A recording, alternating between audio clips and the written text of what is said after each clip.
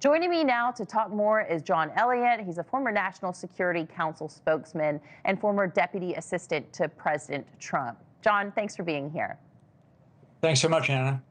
Well, I want to get your reaction to Prime Minister Benjamin Netanyahu about the relationship between the U.S. and Israel, as it seems to be a bit strained, and hear about Israel's goals as well. Let's have a listen to the Prime Minister.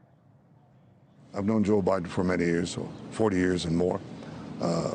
We often had our agreements, but we've had our disagreements. We've been able to overcome them. I hope we can overcome them now, but we will do what we have to do to protect our country, and that means protect our future.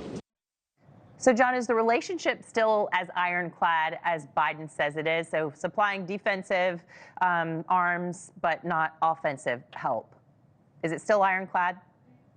Well, no, I'd argue that it is not, Anna. I think that it was ironclad all the way through, obviously, through October 7th and in the months past then. And we just had President Biden this week at the Holocaust Memorial Museum, where he had a full-throated defense for the first time in probably 3 weeks and yet all these campus protests going on, but before that. And so he was very silent for that time. But then, to his credit, he gave some very strong remarks about our relationship with Israel and about the fact that we can't stand for any attacks and any anti-Semitism on our campuses, et cetera. But then the next day, to your point in your coverage there, in your clip, is that President Biden, the next day, even though he has appropriation from the Congress and authorization to direct munitions to the Israelis, he then, the very next day after he had that full-throated defense, said that he's going to be withholding those munitions from Israel because he doesn't like the way that they're going to be going into Rafah and essentially finishing the job that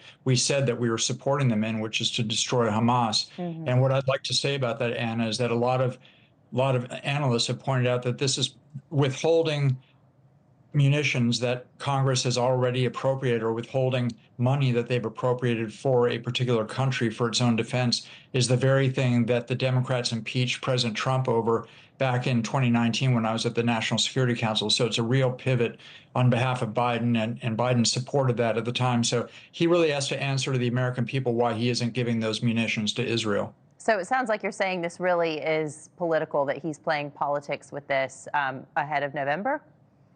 Absolutely, Anna. So everybody knows that, look, 80% of the American people want to see Israel finish the job and destroy Hamas. And that's the best way to actually help the humanitarian situation there, is to let Israel very quickly finish its limited job, which is to destroy Hamas. And to your point earlier, when you played the clip from the Israeli defense spokesman, he said, look, we're urging everybody to get out of the populated areas of Rafah and go to humanitarian camps that are down to the southeast of there. And so bottom line is that, look, the Biden administration and President Biden himself, they're very worried, and the Biden political team is very worried that you see these campus protests and you see he needs the votes of about 200,000 Arab Americans, Islamic Americans who are in the Dearborn, Michigan area, and he's behind there by a few percentage points. So that's why he's doing this dance in saying that he's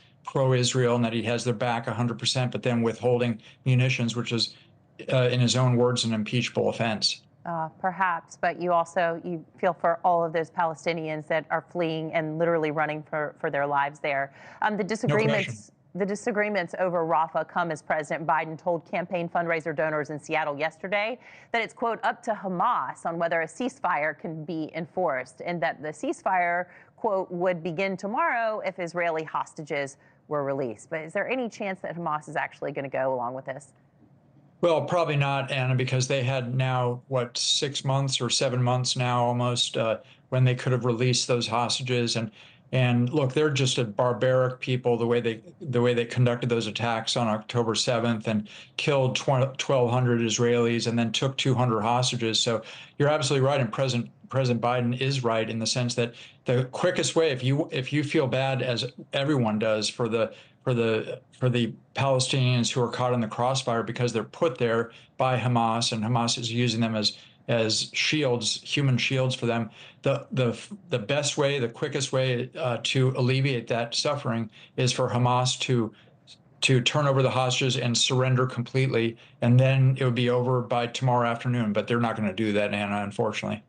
Hey, thank you for watching. Please go to newsnationnow.com, newsnationnow.com, and you can find News Nation on your television provider. And don't forget to click the red subscribe button down below. Then you will get more of News Nation's fact-driven coverage.